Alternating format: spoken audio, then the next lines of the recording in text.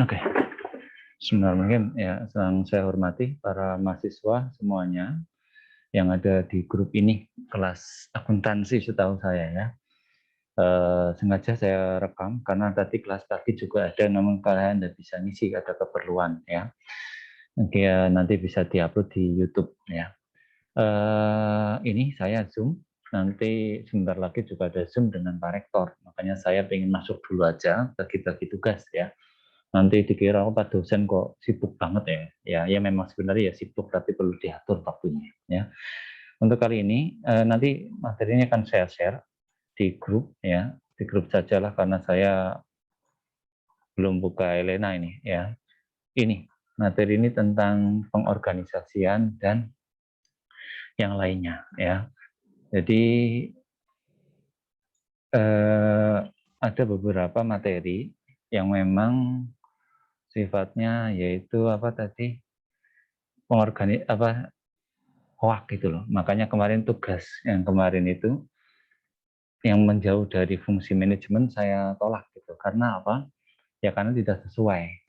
Terus yang bicara tentang teknis dalam artian itu bicara malah tempatnya juga saya tolak ya. Nah sekarang ini pengorganisasian setelah meet ini ada materi tentang kurang lebih ini. Tujuannya merancang pekerjaan, mengelompokkan, menciptakan, mendiskusikan, dan mengkoordinasikan.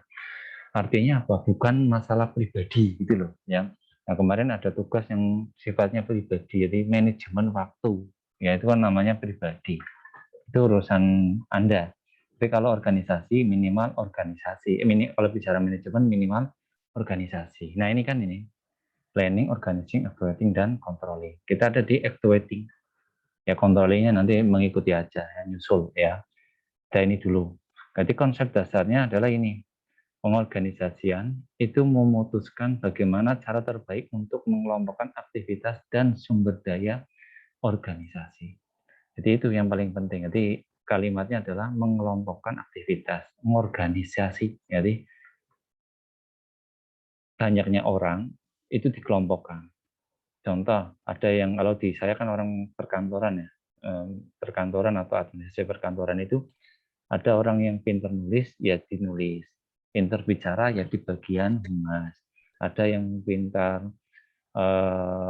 melaporkan di bagian berarti pelaporan dan seterusnya. Sehingga perlu ada namanya struktur organisasi. Nah, ini kalimatnya mesti lebih dari 2 orang ya.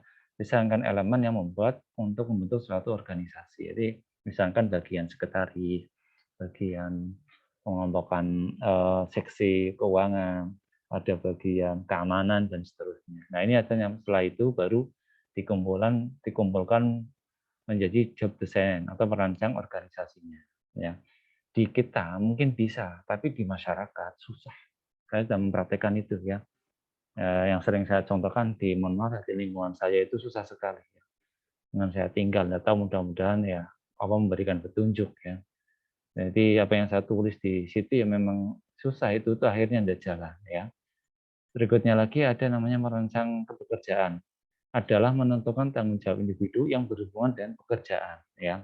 Jadi kalau bicara organisasi ini bicara kalian gitu ya. Terus bicaranya kelompok dan bicaranya adalah organisasi. Ya, istilahnya organisasi bukan organisasi atau lembaga misalnya itu ya. Bukan aja di tempat tapi lembaga. Penentuan tanggung jawab individu yang berhubungan dengan pekerjaan ya. Pembagiannya tugas dan kerjanya namanya division of labor. Division itu jadi divisi-divisi, ya divisi itu bagian-bagian atau berdasarkan spesialisasi pekerjaan. Misalkan ya Sarmila itu pinter apa? Sarmila pinter apa? Sarmila bisa apa? Sarmila orang mana itu? Ya, ini kayak lagu dangdut ya. Sarmila, Sarmila itu. Alivia dan seterusnya. Itu namanya spesialisasi pekerjaan. Makanya ada lowongan pekerjaan bagian sekretaris, itu namanya sudah spesialisasi. Tingkat di mana keseluruhan tugas, kalau gini, dalam organisasi dipecah dan dibagi menjadi bagian-bagian komponen yang lebih kecil, berarti lebih detail. Ya, itulah contohnya, merancang pekerjaan. Ya, lagi keuntungannya kalau spesialisasi itu kayak ya ini Novianto. resek-resek keuntungan dan keterbatasan. Keuntungan sivilisasi, pekerjaan yang melaksanakan tugas kecil dan sederhana menjadi lebih pandai. Jadi semakin detail, semakin bagus. Ini biasanya orang Jepang ini. Orang Jepang ahli dalam hal seperti ini. Ya, contoh bagian mobil itu ada ngurusi ban, ngurusi mur itu aja. Ya, itu tak, itu bagus. Tapi kalau di Indonesia agak susah. Makanya Jepang, Cina itu lebih suka organisasi. Orang sukses itu masuk di organisasi kayak gitu. Ya, bukan membuat sendiri. Atau waktu perpindahan antar tugas menurun, ya benar ya, waktu perpindahan tugas ya menurun. Ya, artinya apa? Saya tidak dipindah di bagian lain, tapi saya khusus ya ini. Tadi kan background saya kearsipan, arsip terus ya. Jadi gaya ini itu toh ya. Semakin sempit di suatu pekerjaan, semakin mudah mengembangkan peralatan khusus karena alat-alatnya juga khusus ya. Jadi semakin Anda kerja di khusus, maka alatnya juga khusus, yang ahli juga khusus ya. Ketika karyawan melaksanakan suatu pekerjaan yang sangat terspesialisasi tidak hadir atau mengganti diri, manajer mampu melatih pekerjaan baru dengan biaya relatif murah. Artinya apa? Kalau ya bisa diatur orang lain yang pengunduran diri, maka karena sudah dilatih ya orang-orangnya itu aja ya. Nah, terbatasannya apa? Bosan, jenuh ya. Orang kayak di saya itu arsiparis ngurusi arsip tok, kertas tok, itu bosan, jenuh. Kemudian penurunan kualitas kerja sangat mungkin ya. Kemudian manajer dituntut lebih sensitif atas situasi tersebut ya. Oke, itu konsep dasar tentang pengorganisasian ya. Mungkin ada yang lain yang perlu disampaikan dulu ya dari Anda ya. Alternatif spesialisasi ada rotasi, perluasan, pengayaan, dan pendekatan dan tim kerja. Nah, ini dapat nih. Tidak ada pekerjaan yang sifatnya sendiri. Rotasi pekerjaan ini berbeda setiap harinya. Artinya apa? Diputar itu loh. Ini orang kerja ini diputar. Perluasan pekerjaan, orang ini ditingkatkan jumlahnya, misalkan ya. Perluasan pekerjaannya, notabene hanya menulis, sekarang hanya ditambah menghitung. Pengayaan artinya apa? Ditingkatkan pekerjaannya dalam bekerja, pengayaan, sudah dipelajari terus. Pendekatan karakteristik pekerjaan sama ya, sistem pekerjaan dengan preferensi karyawan ya. Tim kerja yang mengizinkan satu kelompok menentukan sistem kerja yang akan ditetapkan. Mungkin Anda tidak sampai berpikir seperti apa ini pekerjaan ini, karena Anda kan baru berpikir secara teori, yaitu belajar ya. Tapi kalau di besok Anda lulus jadi guru atau jadi manajer atau apa, kayak saya kan guru ya, itu sangat jelas. Istilahnya saya guru ekonomi, ekonomi perkantoran dan perkantoran saja ya. Implikasi manajerialnya otomatis akan melaksanakan seperti ini ya. Nah, direktur, perangkat lunak, perancang, manufaktur. Nah, orangnya sendiri-sendiri seperti ini. Ya, oke itu aja dulu. Ada yang mau disampaikan dulu Pak? Enggak? Waktunya kok cepat banget ya. Saya itu ada rapat Pak Rektor sebentar lagi 10 menit lagi mulai. Nggak enak kalau datanya telat.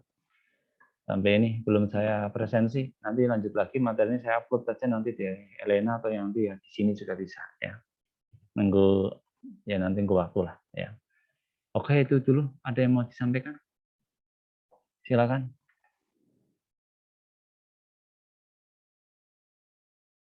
Belum. Tes. Belum ya? Iya. Belum, Bapak. Nggak apa-apa kalau belum ya memang saya sepintas saja. Nanti saya bayangannya ini aja. Anda nanti ujiannya kan menganalisis dari artikel yang sudah ada. Ya itu aja. Jadi kalau kemarin Anda mau artikel, sekarang dianalisis lagi. Oke, itu aja ya. Terima kasih atas perhatiannya. Mohon maaf, saya ada rapat lagi dengan Bapak Rektor dan yang lainnya. Kalau saya telat, nanti saya tidak enak juga. Saya dicari. Oke, itu aja. Belum saya presensi. Mohon nanti Ketua Komting memvalidasi, tapi nanti belum saya validasi. Nilai apa? Materi akan saya upload juga. Oke, itu aja dulu ya. Ya, Assalamualaikum warahmatullahi wabarakatuh. Waalaikumsalam warahmatullahi wabarakatuh. Terima kasih, Pak. Terima kasih, Pak. Ya, selamat belajar ya. Saya izin saya matikan di hitungan ketiga mati semua. 1, 2,